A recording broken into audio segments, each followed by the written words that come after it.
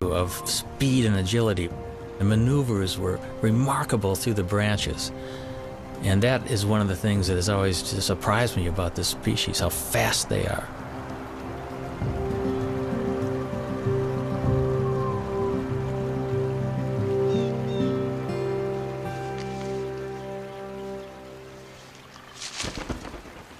All winter, even as temperatures dip to 20 below, the pair has worked together refurbishing the nest.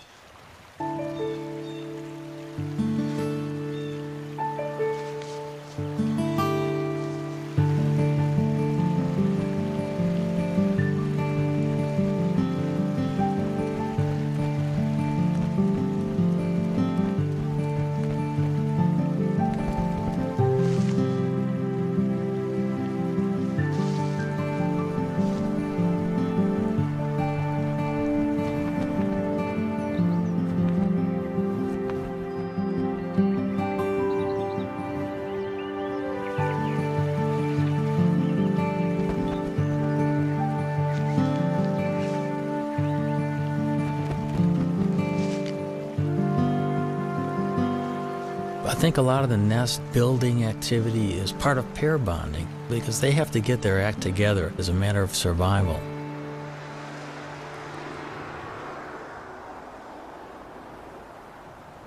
It's now the end of March, and the female settles into the nest with a telltale waggle.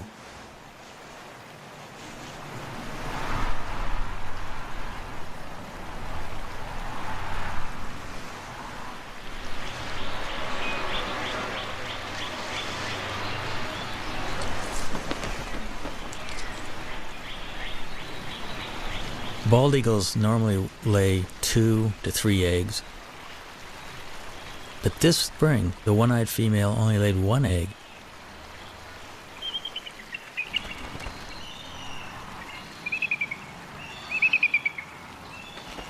The couple begins a daily routine.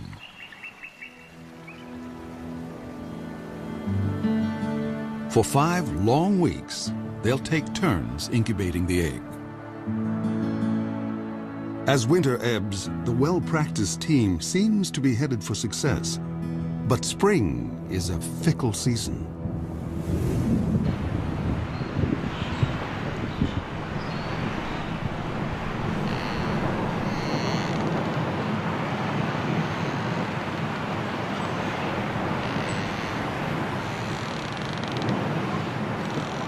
In mid-April, it was a freak snowstorm. I'll never forget it.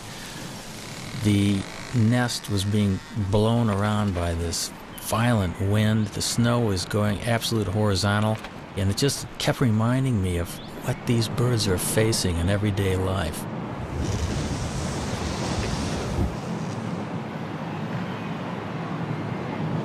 They were well into incubation, so the changing of the guard was always quick. Because you got to remember they have delicate eggs that they're protecting and keeping warm.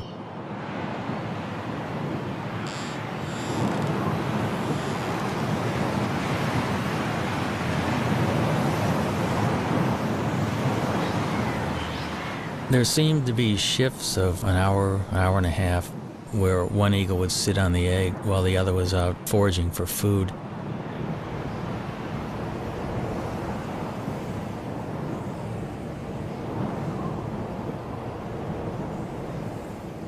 Through this storm, the male sat, waiting for the female to return.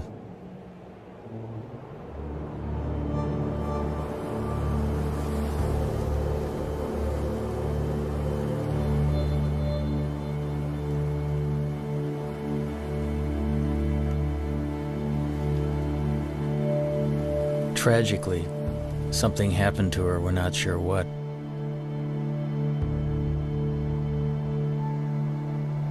There's so many things out there that can work against the survival of these magnificent birds, and makes you realize how fragile their existence actually is.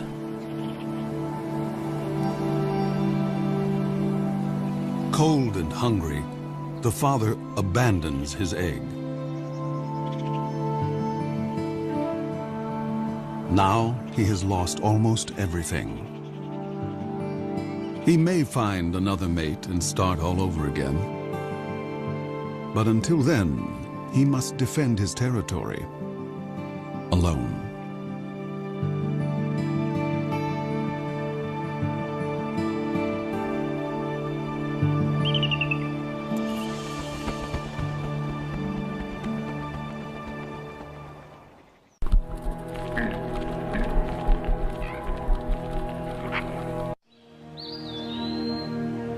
When Europeans arrived in North America, the continent teemed with as many as 500,000 bald eagles.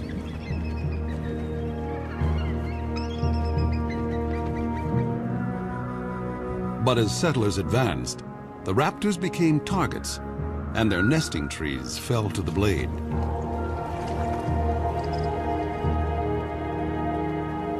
For raptor specialist Bob Anderson, the pioneers' attitude was simply arrogant and ignorant. All birds of prey were just considered vermin. I mean, they were all chicken hawks. They were all bad birds.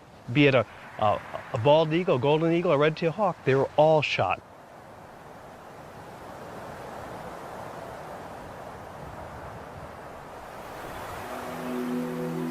At the start of the 20th century, bald eagles were under siege across the lower 48. Alaska seemed like the last wild place, and there the bald eagle thrived. But in 1917, the territory introduced a cash bounty. By mid-century, over 120,000 eagles had been shot. And the gravest threat was still to come. After World War II, DDT came into widespread use to control insect pests. Bald eagle numbers went from decline to freefall. When I was a kid, just to see a bald eagle was just a once-in-a-lifetime experience. The phones would ring if a bald eagle was seen anywhere. I mean, everybody would call it. It'd be on the front page of the paper. A bald eagle was seen. DDT made eggshells thin and fragile, sharply reducing the number of hatching chicks. The crash was taking place so rapidly, I was just convinced whatever eagle I saw was just going to be a dinosaur. In my lifetime, they were going to be extinct. In the 1960s, just over 400 nesting pairs remained in the continental United States. In the 70s, 2 centuries after embracing an icon of wildness, the U.S. declared the bald eagle endangered. America's symbol of strength had become an emblem of environmental degradation. But America was not about to forsake its troubled symbol. Researchers finally persuaded Congress to take action against DDT. By 1973, general use of the pesticide was banned. Almost immediately, bald eagles started to rebound.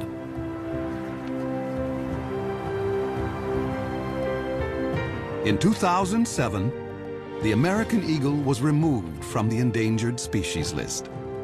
By tapping our own better natures, we had given primal nature a second chance.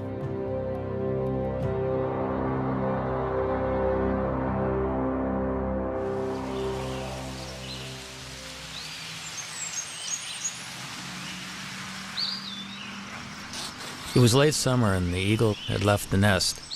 It was a perfect opportunity to climb the 80 feet up and investigate. Bob and I wanted to have a look to see just what was on the nest.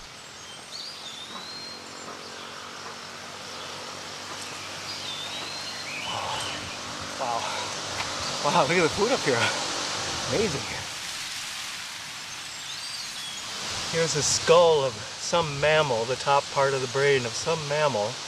And here we've got the remains of this is a rabbit foot. Here, you see a little bit of the femur.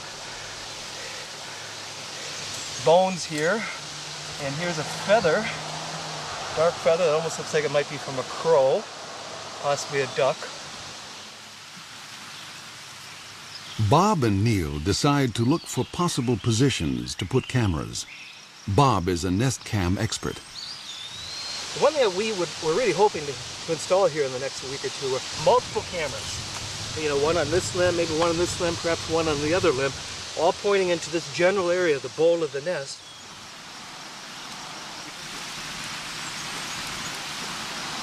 Heard of sea legs? We have to have tree legs when working with this job. Bob will have a bird's eye view in the coming nesting season, no matter whether the single male succeeds or fails.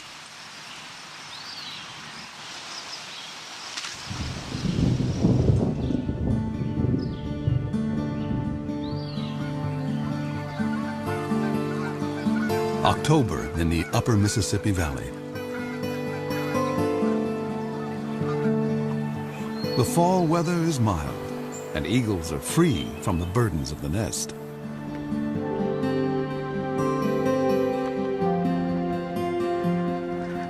Water birds, soon to depart for warmer havens, are briefly abundant.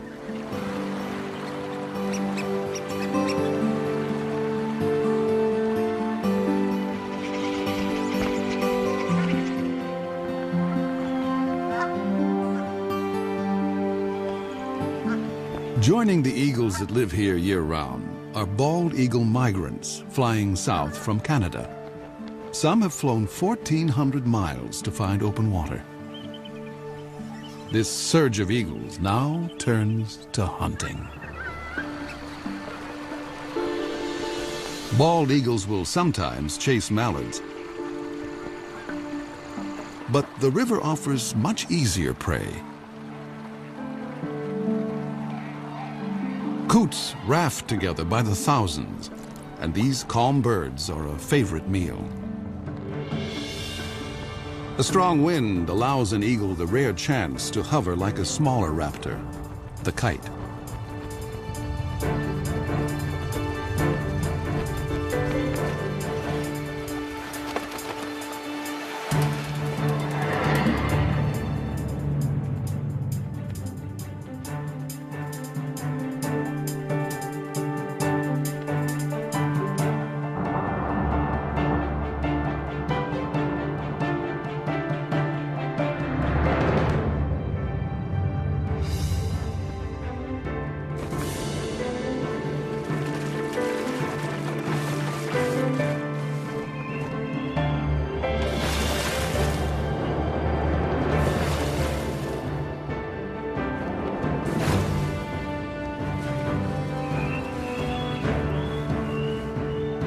There's more than enough prey for every eagle, but thievery is in their nature. As one hunter lands at a muskrat hut, other eagles immediately try to steal his prize.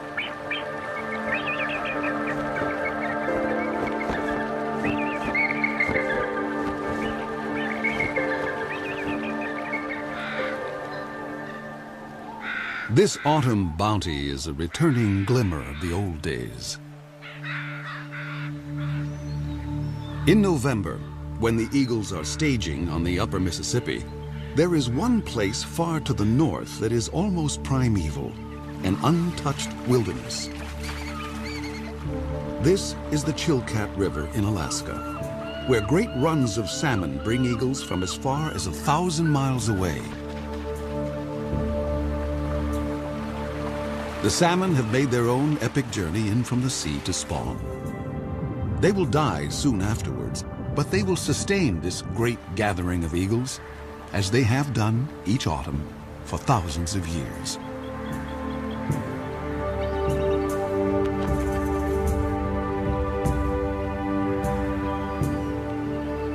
I've always wanted to go to the Chilkat, and it was not a letdown. I have never seen so many eagles in one place. And there can be as many as 2,000 in one small area of the river. It's like going back into time, being there.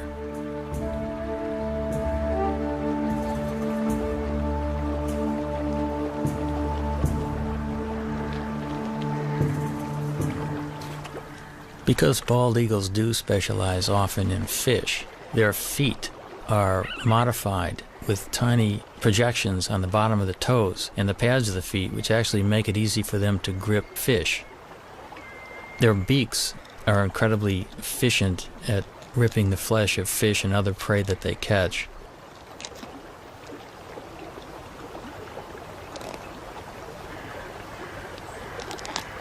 Eagles generally can go fairly long periods without eating. They have what's called a crop, which is an extension of the esophagus, which is a storage bag for food. When there's plenty of food around, they'll take advantage of it by gorging themselves. And they can actually go after a gorge for a week to 10 days without feeding if they have to. But as soon as a bald eagle catches something, you can bet that within seconds another one's going to come in and hassle it.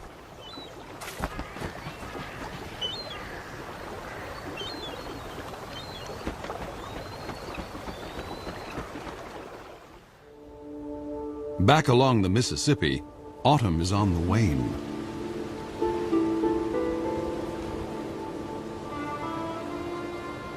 Winter makes a gentle entrance.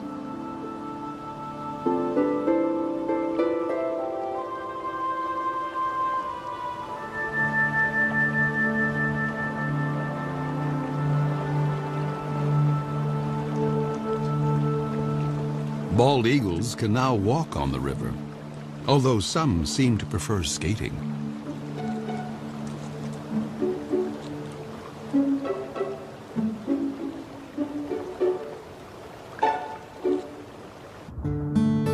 Gizzard shad can still be plucked up, but they will soon be entombed in ice. As open water freezes over, an eagle must be ever more precise.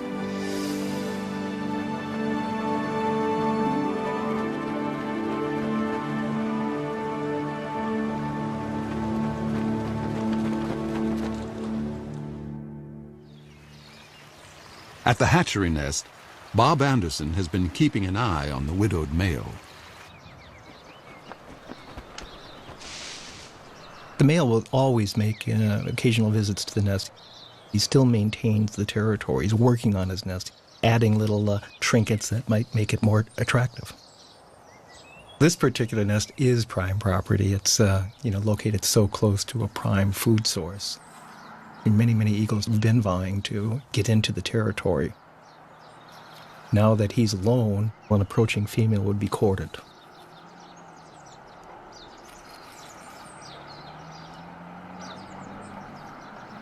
After rearranging his corn husks, the male sets off to cover his territory.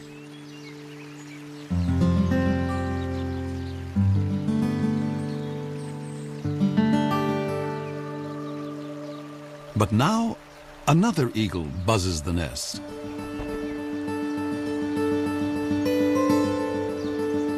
It's a female.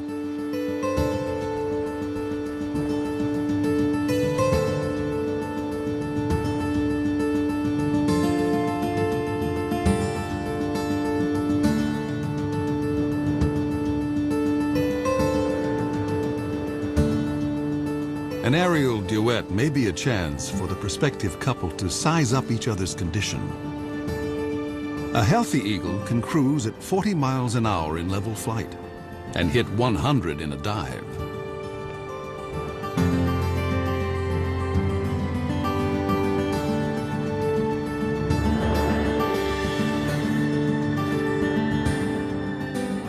After a few minutes with their heads in the clouds, the courtship is over. Romance is a luxury. There's work to be done.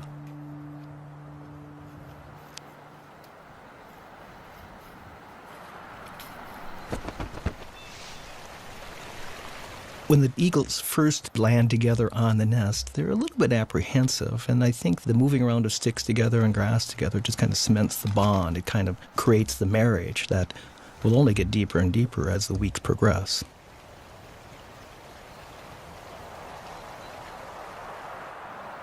But ironically, in this situation, the male has the final say. Even though she brings a stick and tries to put it in someplace, the male will grab her stick and put it someplace else.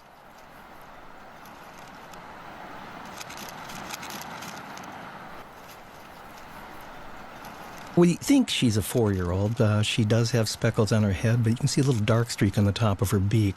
That dark streak tells us that maybe she's a 4-year-old. He's got a young bride, probably coming into her first breeding season.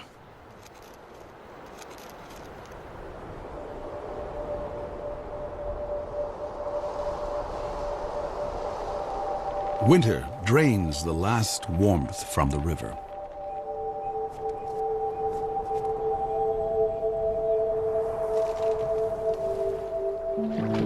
Fresh perils appear for all the creatures along the Mississippi.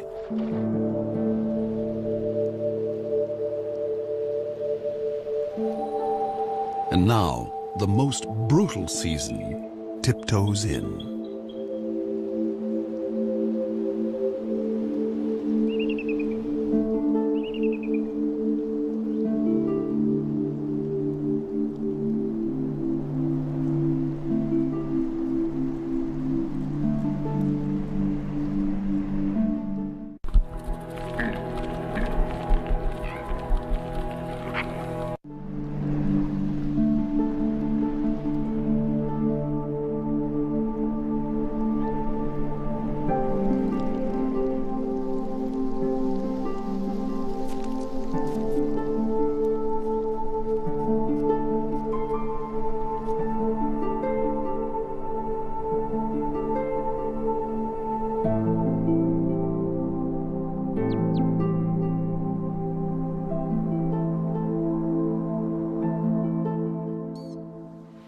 In a workshop beneath the Iowa hatchery nest, Bob Anderson checks on his reality show.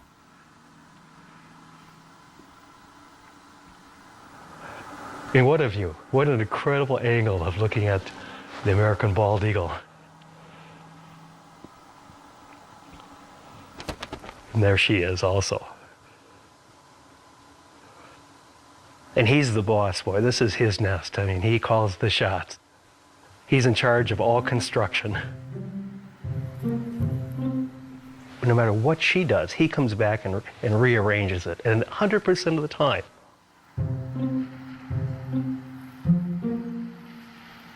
Now, she brought in a little bit of grass, and if she flies off now, he will go take that grass and put it someplace else.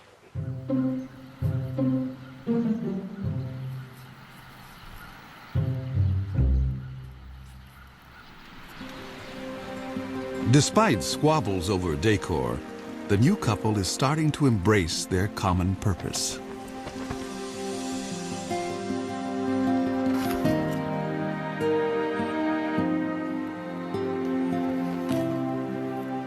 You can actually see them, they're bumping each other, they're interacting, there's no aggressiveness at all. A month ago, they would have never tolerated this being this close to each other. It's like now they're a team. We know that they're getting close to laying their eggs when you start seeing this behavior. The young female lays her quarter-pound egg before dawn.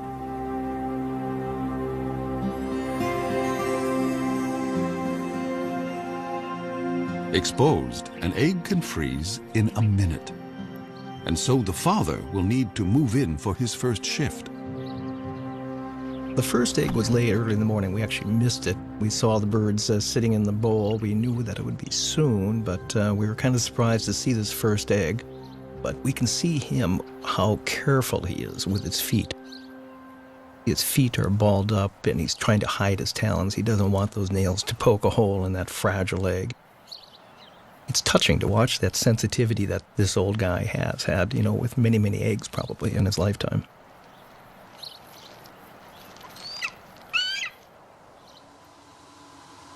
If a second egg is coming, it's due 2 days after the first. Come on, stand up. She looks like she's about ready to stand up. But what do we have? We have 2 eggs. We've got 2 eggs. See this? You can see them both.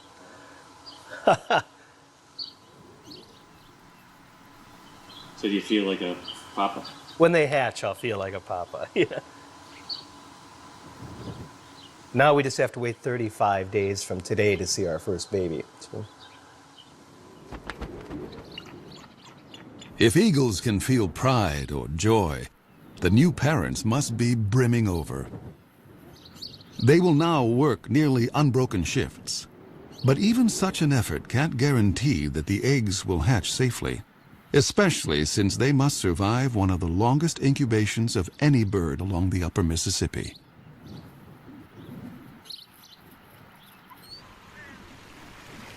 Egg thieves abound.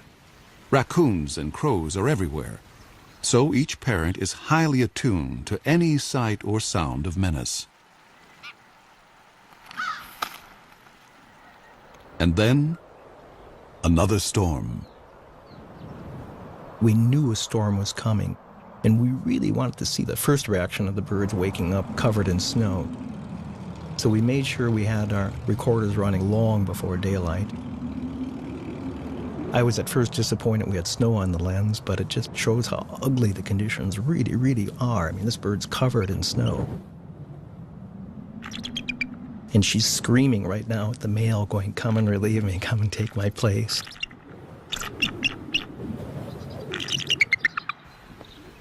And he does.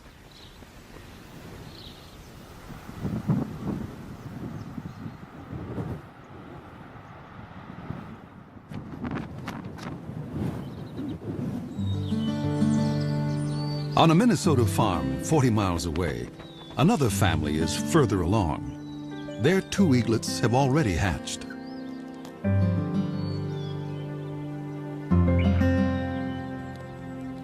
The mother feeds her 4-day-old daughter.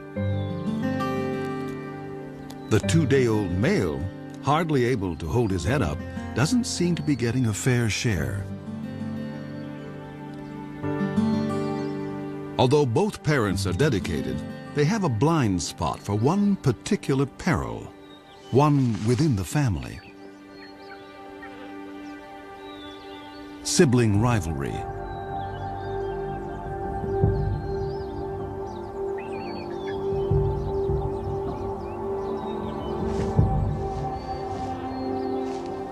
It's not unusual for the older eaglet to turn on the younger and smaller. In nature's cold calculation, why share your meals when you can eat more alone?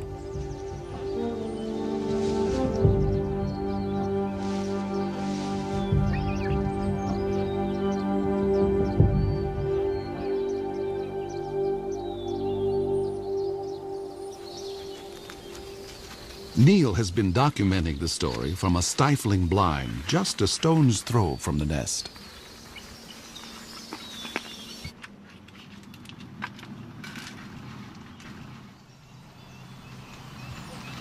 The dynamics of this whole syndrome is that the chick that's beat up becomes weaker and weaker, cowers, is kind of afraid to even stand upright, and the female will always feed the chick that's more robust. And it's called the Cain and Abel syndrome. The feedings go on for about 5 to 8 minutes, sometimes maybe 12 minutes. The bigger chick is getting up to 30 or 40 pieces of food per feeding. The little one would get about 6 to 8 pieces. The last few days we've been worried a lot about whether the younger, smaller chick is going to survive or not. So we got our fingers crossed at little UD. We call him Underdog. It's gonna be okay.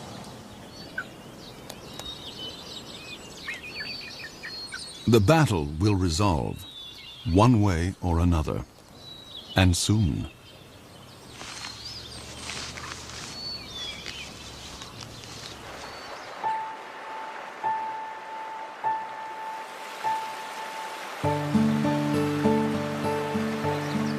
Water flows again at last. Spring has come to the upper Mississippi.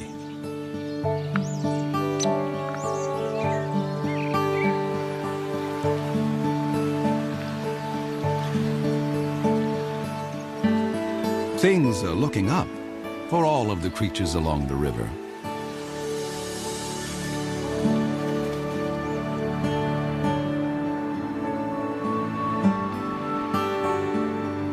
Eagles visiting from Canada now return north to their nesting territories.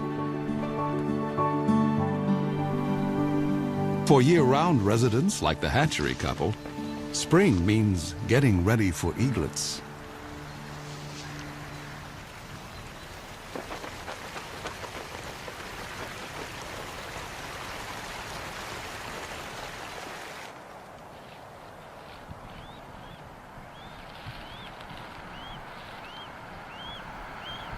The first baby's hatched now, and you can see how kind of inept and clumsy this young bird is. She doesn't quite know what to do. That baby's begging for food, and yet she's not fully responding to it. And yet there's food off to the right in the nest. And these first few days were so painful for us. If it wasn't for the male, I don't think the babies would have survived.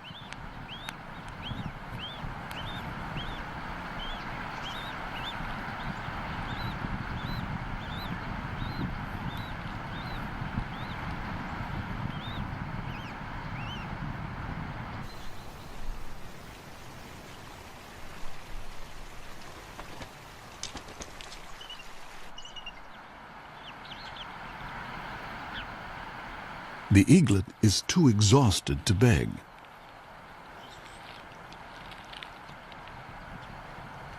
And now the mother starts to feed herself. Parent and young are failing to connect.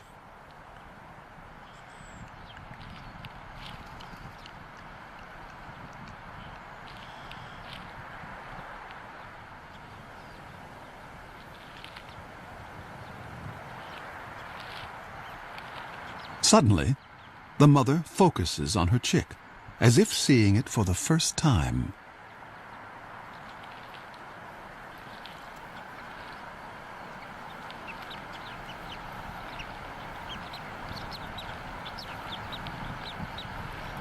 She's just, she doesn't know how to approach it, and she's trying to ball up her feet. She just stepped on the baby there. It's a lot different than a hard egg.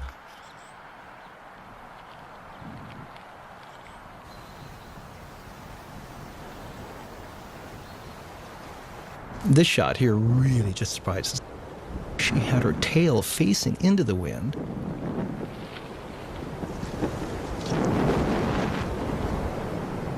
The winds gusted to 40 miles an hour. The wind actually literally blew her out of the nest, and she almost took the baby with her. Something an experienced bird would never do.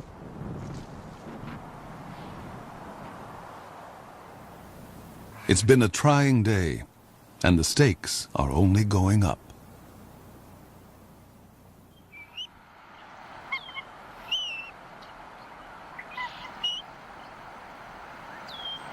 Here's our young female just standing up, and as you can see, we've got our second baby that it did hatch. And again, you can see that she's getting a little bit better with her feet. Already there's been a little bit of learning, I guess, that's taken place. And now the old man will come in, the guy that's so proven. That's him on the right. She's stepping off now.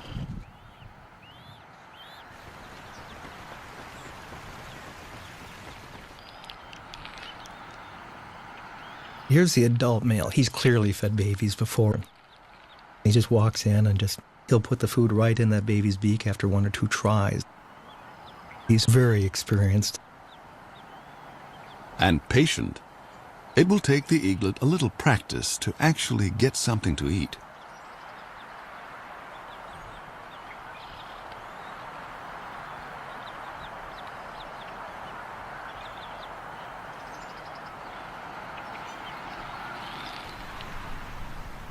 At least in this nest, there's no sign of sibling rivalry.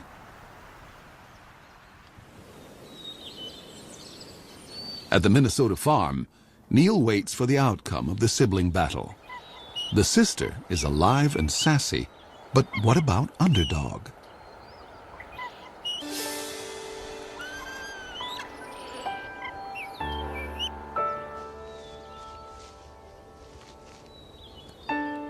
Finally, I could see that Underdog was competing. He was actually getting food offered by the female and gaining strength. Today he does look better. I think little Underdog might have a chance.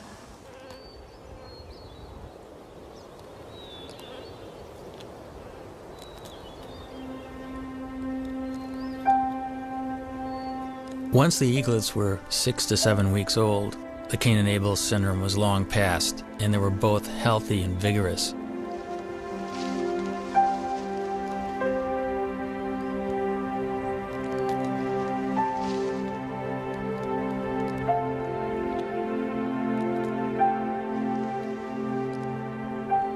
Each day these little guys will eat the equivalent of about a half a pound to a pound of fish. The demand on the parents is increasing, and they'll probably bring 4 or 5 kills to the nest during the course